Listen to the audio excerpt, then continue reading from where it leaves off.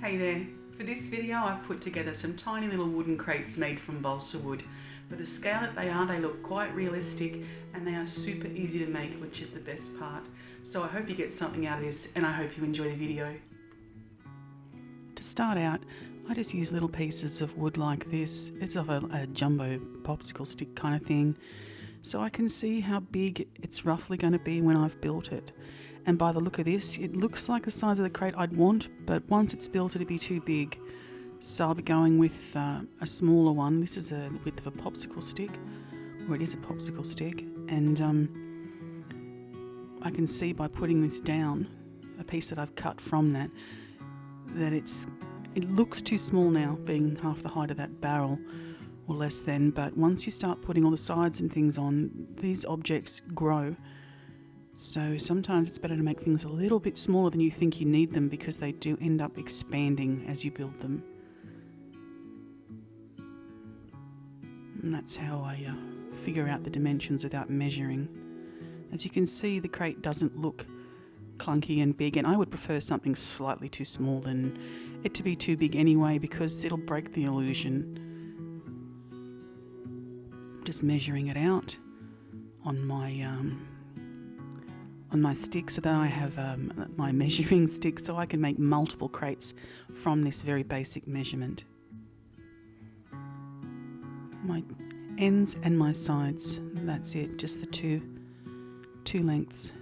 My balsa wood is, well, I don't know what thickness it is, but you want something that's going to look correct.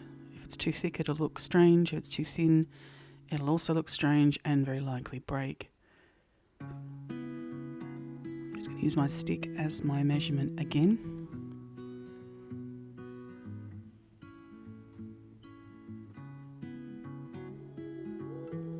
And that's it. That's all I need to do to start cutting and drawing up.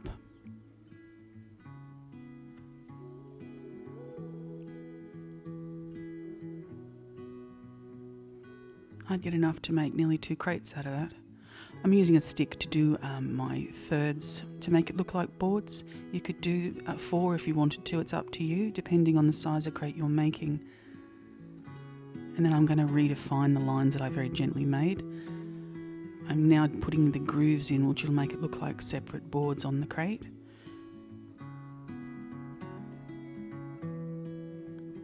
You can see how I've pressed enough to go through. I mean, I would have liked them deeper, but I'm going to do the other side. And when you flip it over and start drawing down again, you'll find if you press too hard, you'll literally cut it. The pencil will act like a blade and just cut straight through both sides. So just enough to make a good impression. You could do some practice goes on things like this if you're unsure. And now just my little lengths.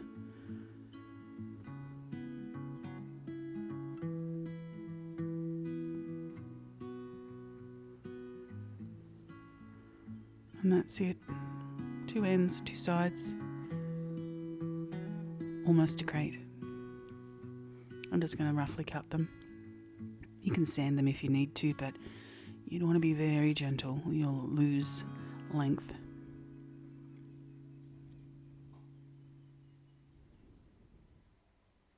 They look ready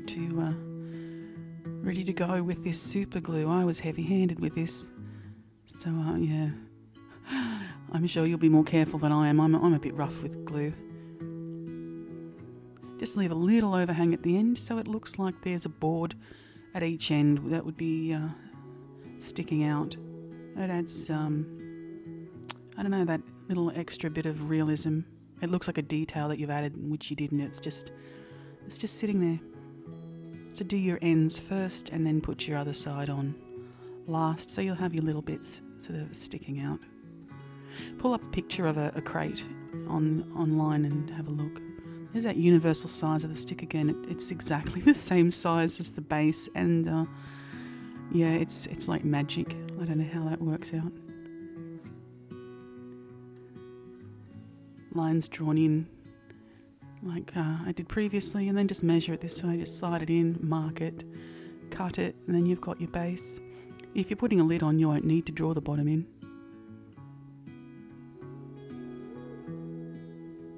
It's so easy.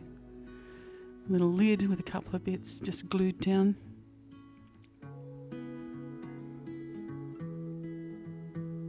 These are the little details that make things look so much more realistic.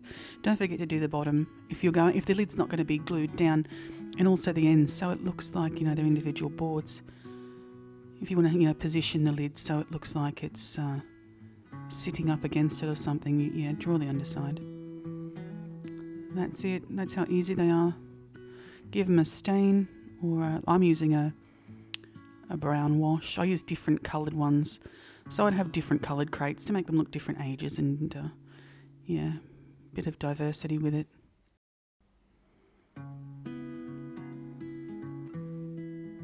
When you put the stain on, or the watered wash on, you may lose some of the definition in your impressions, so you can just draw them back in carefully with a pencil.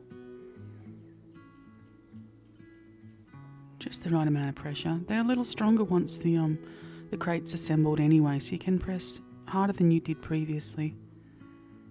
Tidy them up.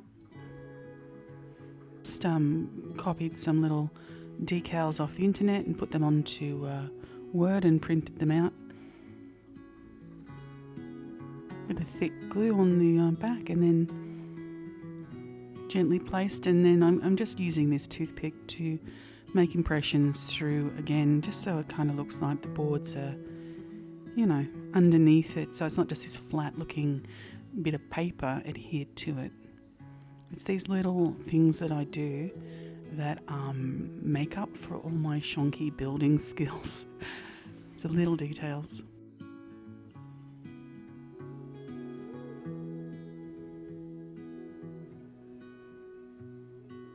That's nice and tidy.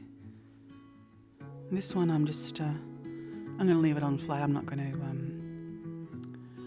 push it down. I'm just going to iron it out as best I can and tidy up around it to make sure that there's no glue residue sticking out, because at this tiny scale the littlest thing can really stick out and break the illusion of it being a very small object.